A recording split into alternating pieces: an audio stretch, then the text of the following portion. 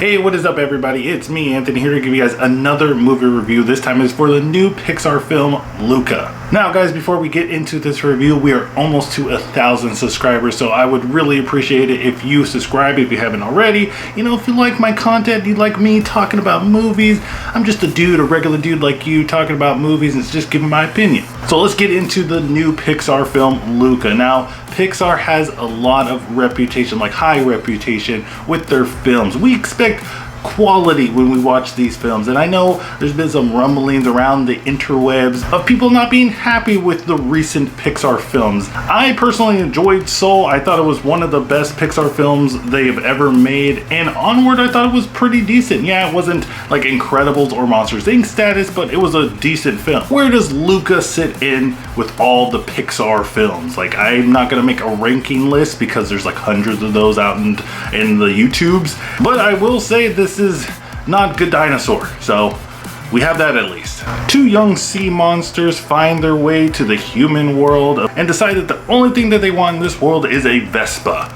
Now this feels like early 2000s because I swear to God everybody wanted a Vespa during that time. The two sea monsters enter a competition with their newfound human friend Julia in hopes of winning prize money so they can afford that Vespa. My favorite thing in Pixar films are the characters. The characters stay with us for all of time pretty much, and that's what you got to have for me to enjoy a Pixar film. It doesn't have to be the best thing, but I have to enjoy the characters, and I'm happy to say that the characters in Luca are great. I really want to know everything about them. I wish that they had put a little bit more character development in certain characters, but overall I enjoyed what we had. Now I can see people not liking this aspect of the movie, and that is the story. To me, I think it's a simple story. Yeah, it's a story that we've seen before, but I think the way that this movie does it, it doesn't really get too in the way. I also love the relationship between Luca and Alberto. Luca is kind of the kid that's never really gone out of his comfort zone, and then you have Alberto, who's kind of like a little bit older than Luca,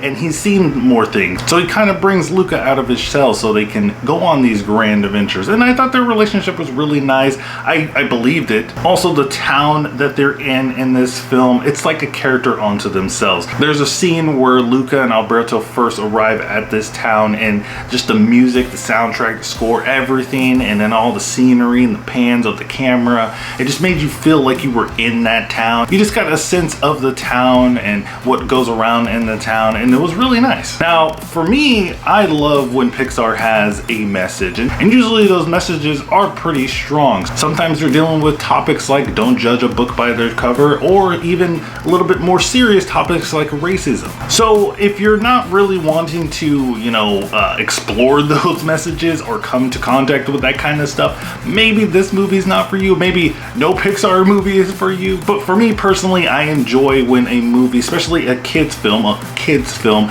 really explores those type of messages and themes, because I think it's important for even younger audience to acknowledge that kind of stuff. But the number one thing that I enjoyed about this movie is Luca's uncle. Now, we need more backstory about this guy. I mean, when you watch the movie, you will know why, because he is the most interesting fishman of them all, and I just need to know more. Give me a Pixar short of something about his uncle. I just need it now. Like I was saying, this isn't the best Pixar film that I have seen. There is quite a few stuff in here that kind of left me scratching my head and wondering, why did they choose that? But the main thing for me is I wanted a little bit more time spent with certain characters and just the world building in general, especially when it comes to the sea monsters. Now, we have these characters that are sea monsters, and that seems really interesting and cool, and I want to know the lore, what kind of economy they have. I want to know every aspect about these sea monsters, and the movie doesn't really hint at that. We just show a couple of sea monsters and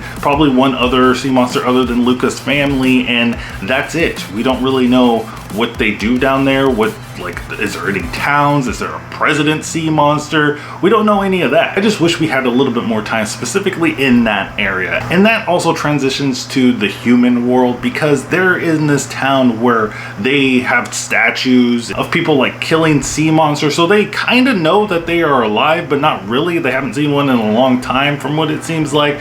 But the town is known for killing sea monsters, but they don't really reference it other than a statue. So I did wish that they they kind of just went a little bit more into the backstory other than there's sea monsters out there, we gotta kill them. Overall, I enjoyed Luca. It's not the best Pixar film, like I said, but it has a lot of heart and the characters are really entertaining, and I could totally see the family just getting around and gathering around and having a good time. So did you see Luca? Let me know what you think in the comments down below. Did you like it? Did you hate it? Where does this rank in your Pixar massive lineup? Let me know in the comments down below. Also guys, don't forget to check out my Twitter so you can stay up to date with my channel. Don't forget to like, subscribe, do all that stuff, and remember guys, keep watching movies.